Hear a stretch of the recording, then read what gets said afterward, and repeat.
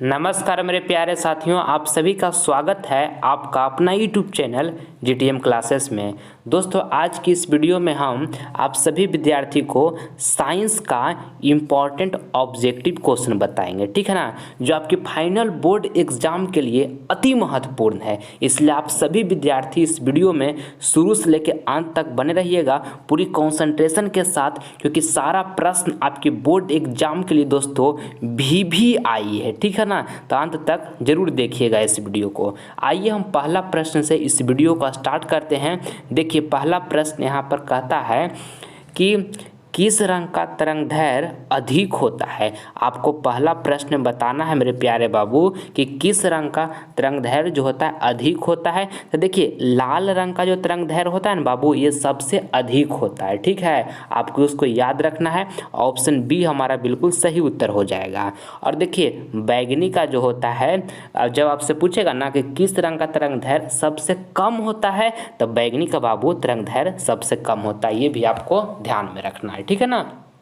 चलिए नेक्स्ट प्रश्न देखते हैं। दूसरा नंबर कहता है कि टार्टेरिक अम्ल किस में पाया जाता है। आपको बताना है दोस्तों कि टार्टेरिक अम्ल जो है वो किस में पाया जाता है। इमली में पाया जाता है, या टमाटर में, या दही में, या तो सिरका में। तो देखिए, टार्टेरिक अम्ल जो है ना दोस्तों, वो इमली में पाया जाता है, ठीक है। इसलिए आपको इसको अच्छी तरीके से याद रखना है। ऑप्शन नंबर यहाँ पे ए जो होगा बिल्कुल सही उत्तर हो जाएगा। और देखिए, टमाटर में जो आप खाते हैं लाल लाल टमाटर, उसमें कौन सा अम्ल पाया जाता है, तो ऑक्जेलिक अम्ल पाया जाता है टमाटर में। ये भी आपको साथ में याद रखना है, ठीक है।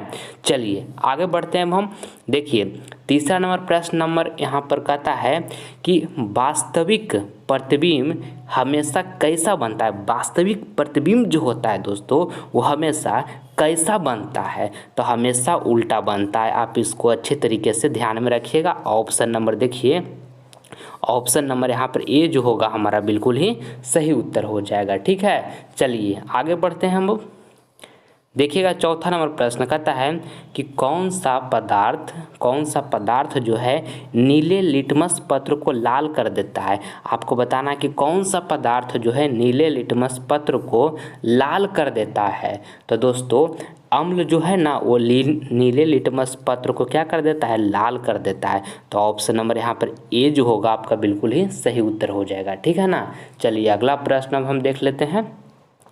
देखिए, पांचवा नंबर प्रश्न कहता है कि लोहे को जंग से बचाने के लिए किस का लेप लगाया जाता है। लोहे को दोस्तों जंग से बचाने के लिए किसका लेप लगाया जाता है, तो दोस्तों जिंक का लगाया जाता है। आपको इसको अच्छी तरीके से ध्यान में रखना है। ऑप्शन बी जो होगा हमारा यहाँ पे बिल्कुल सही उत्तर हो जाएगा। चलिए आगे बढ़ते हैं। देखिए, छठा नंबर प्रश्न यहाँ पर कहता है कि आकाश का जो रंग होता है वो नीला होने का कारण क्या है, ठीक है।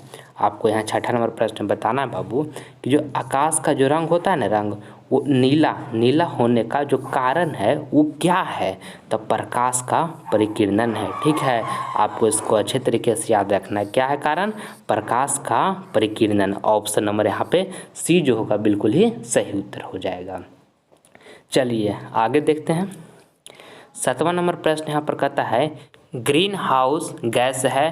देखिए दोस्तों, आपको इस प्रश्न में बताना है कि ग्रीन हाउस गैस है तो कार्बन डाइऑक्साइड है, ठीक है। आपको इसको अच्छे तरीके से याद रखना है। ऑप्शन नंबर यहाँ पे सी जो होगा बिल्कुल ही सही उत्तर हो जाएगा, ठीक है ना। चलिए आगे बढ़ जाते हैं हम। देखिए, आठवां नंबर प्रश्न जो है आपके बोर्ड एग्जाम के लिए अति महत्वपूर्ण प्रश्न है।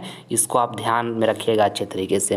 कहता है कि CFC का पूरा नाम क्या है। CFC का दोस्तों पूरा नाम जो है वो क्या है, तो क्लोरोफ्लोरोकार्बन है। अच्छी तरीके से आपको इसको याद रखना है। अति महत्वपूर्ण प्रश्न है बाबू, ठीक है। ऑप्शन सी यहाँ पर बिल्कुल ही सही उत्तर हो गया। चलिए अगला प्रश्न अब हम देख लेते हैं। 9 नंबर प्रश्न यहाँ पर कहता है कि बैटरी से किस प्रकार की धारा निकलती है। आपको बताना है कि बैटरी से किस प्रकार की धारा जो है निकलती है, तो DC निकलती है दोस्तों, DC, ठीक है। ऑप्शन नंबर यहाँ पे ए जो होगा हमारा बिल्कुल ही सही उत्तर हो जाएगा, ठीक। चलिए आगे बढ़ते हैं। अगला प्रश्न यहाँ पे देखिएगा। 10वां नंबर प्रश्न कहता है कि पराबैंगनी किरणें से कौन सा रोग होता है। अति महत्वपूर्ण प्रश्न है आपके बोर्ड एग्जाम के लिए। पराबैंगनी किरणें से कौन सा रोग होता है? तो त्वचा कैंसर होता है। कौन सा रोग होता है? त्वचा कैंसर होता है। ऑप्शन नंबर यहाँ पे बी जो होगा बिल्कुल सही उत्तर हो गया। ठीक है, चलिए आगे बढ़ते हैं। 11 नंबर प्रश्न की ओर हम देखते हैं। कहता है कि बेकिंग सोडा का रासायनिक सूत्र है। दोस्तों ये प्रश्न अति महत्वपूर्ण है आपके बोर्ड एग्जाम के लिए, बहुत बार पूछा गया है। ठीक है ना, आपको बताना है कि बेकिंग सोडा का रासायनिक सूत्र जो होता है वो क्या होता है? तो NaHCO3 होता है बाबू। ठीक है, अच्छी तरीके से आपको इसको याद रखिएगा। ऑप्शन नंबर यहाँ पे ए जो होगा बिल्कुल ही सही उत्तर हो जाएगा। ठीक है, चलिए आगे बढ़ जाते हैं।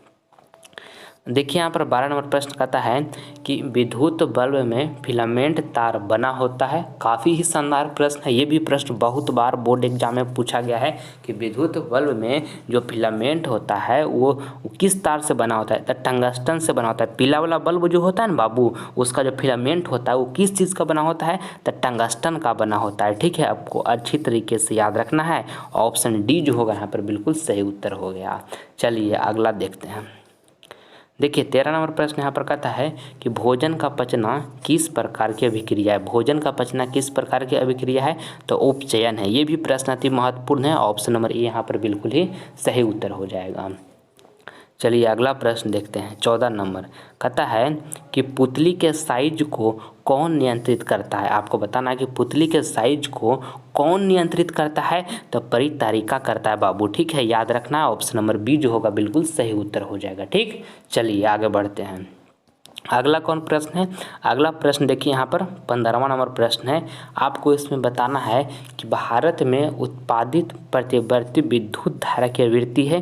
तो ये भी प्रश्न काफ़ी महत्वपूर्ण है आपके बोर्ड एग्जाम के लिए। भारत में उत्पादित प्रतिवर्ती विद्युत धारा की आवृत्ति जो है बाबू वो 50 हर्ट्ज है। ठीक है, याद रखिएगा। ऑप्शन ए जो होगा यहाँ पे बिल्कुल ही सही उत्तर हो जाएगा।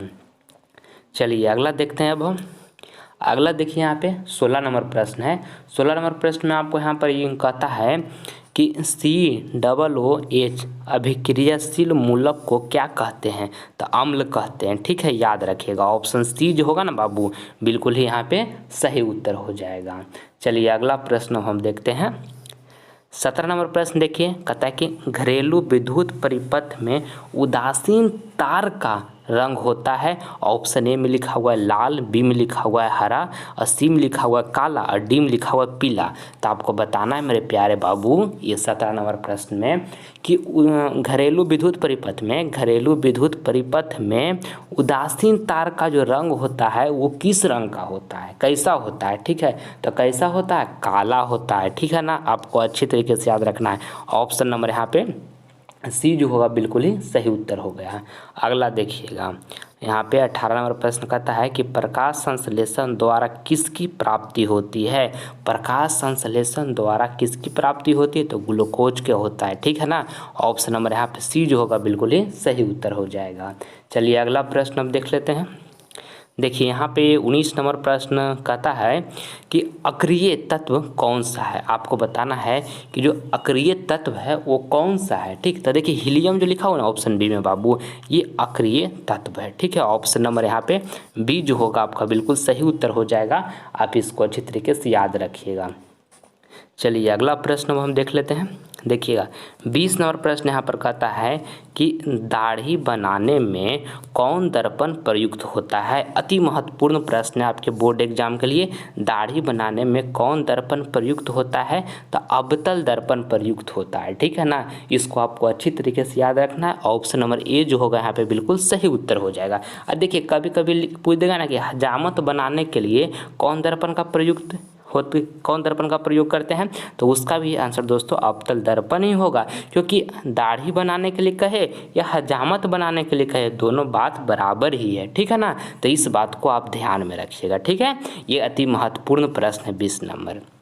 अब मेरे प्यारे साथियों इस वीडियो में हम यहीं तक रखते हैं और आप सभी विद्यार्थी अच्छे तरीके से पढ़ाई कीजिए और ये 20 प्रश्न को अच्छी तरीके से आप पढ़ लीजिएगा, याद कर लीजिएगा। आपके फाइनल बोर्ड परीक्षा के लिए वेरी इंपॉर्टेंट प्रश्न है। ठीक है, और अच्छी तरीके से आगामी जो आपका फाइनल बोर्ड एग्जाम होने वाला है उसका तैयारी कीजिए और बेहतर से बेहतर बाबू रिजल्ट लाकर अपने माता पिता का नाम रोशन कीजिए, समाज में उनका इज्जत को बढ़ाइए, ठीक है। क्योंकि बहुत उम्मीद से पाल पोस कर दोस्तों आपका माता पिता बड़ा किए हैं, ठीक है। आगे चलकर हमारा बेटा या बेटी हमारा गाँव समाज में नाम ऊँचा करेगा और इस गरीबी से हमको निकालेगा। इसलिए आप सभी विद्यार्थी अच्छे से जोश जुनून के साथ पढ़ाई कीजिए और जीवन में खूब आगे बढ़िए और माता पिता का नाम रोशन कीजिए, ठीक है। आप सभी विद्यार्थी से हम नेक्स्ट वीडियो में मिलेंगे, तब तक अपना ख्याल रखिएगा और माता पिता का हमेशा रिस्पेक्ट कीजिएगा और इस चैनल को भी बाबू आप सब्सक्राइब कर लीजिएगा, ठीक है। जय हिंद, जय भारत।